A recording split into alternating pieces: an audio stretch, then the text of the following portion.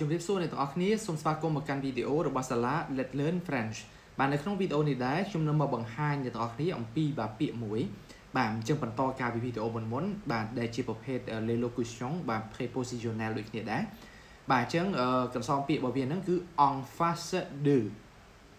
en face de យើងយកវាទៅប្រើជាមួយនឹងបាទទីកន្លែងបាទអញ្ចឹងយើងយក de បាទ en face de បូកទីកន្លែងបាទបូកមួយមនុស្សក៏បានអ្នកទាំងអស់គ្នាហ្នឹងណាបាទអញ្ចឹងតេតងជាមួយនឹងកន្លែងចំណុចត្រង់នេះមានន័យថាវានៅមុខបាទប៉ុន្តែវាទល់មុខចំបាទវារៀងខុសគ្នាពីដឺវងដែលខ្ញុំបញ្យល់គ្នាយើងមិនពីវីដេអូមុនណាបាទអញ្ចឹងតេតងជាមួយនឹង en face de មានន័យថាបើសិនជាយើងនិយាយពីវត្ថុបាទឬមួយក៏ផ្ទះហ្នឹងវា opposite គ្នាចេះបាទវាទល់មុខគ្នាចំអញ្ចឹងណាទល់មុខគ្នាចំបាទអញ្ចឹងឧទាហរណ៍ថាក្នុងករណីខ្ញុំនិយាយបាទអញ្ចឹង ma maisonបាទ est en face de l'école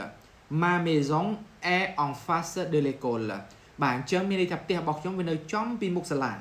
បាទឧទាហរណ៍សាលានៅចេះអញ្ចឹងទៅផ្ទះយើងនៅចេះបាទវានៅទល់មុខគ្នាអញ្ចឹងនៅត្រង់ផ្នែកហ្នឹងណាបាទហើយផ្លូវអញ្ចឹងទៅវានៅទល់មុខគ្នាអញ្ចឹងនៅក្នុងចំណុចហ្នឹងបាទអញ្ចឹងអាហ្នឹងគឺយើងប្រើប្រាស់បាទ en face de នៅចំពីខាងមុខផ្ទះខ្ញុំនៅចំពីខាងមុខបាទសាលារៀននៅត្រង់ផ្នែកហ្នឹងណាបាទអញ្ចឹងមួយទៀតអ្នកទាំងអស់គ្នាខ្ញុំអាចថាម៉េចខ្ញុំអាចថា le café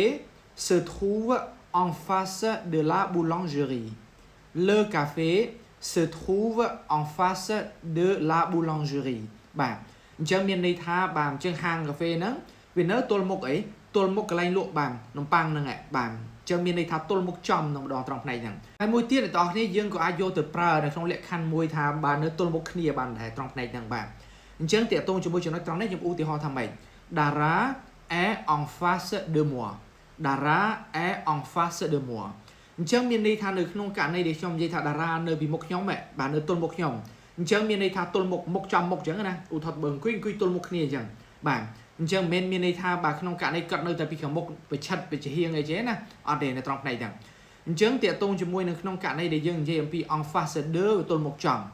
ដល់ពេល devant បកប្រែថានៅខាងមុខទេត្រង់ផ្នែកហ្នឹងបាទវាមិនប្រកាសថាចំទេនៅត្រង់ផ្នែកហ្នឹងណាបាទចឹងតេតងជាមួយនឹងវីដេអូនេះមានតែប៉ុណ្្នឹងអ្នកទាំងអស់គ្នាបាទអញ្ចឹងជួបគ្នានៅវីដេអូក្រោយទៀត Merci beaucoup au revoir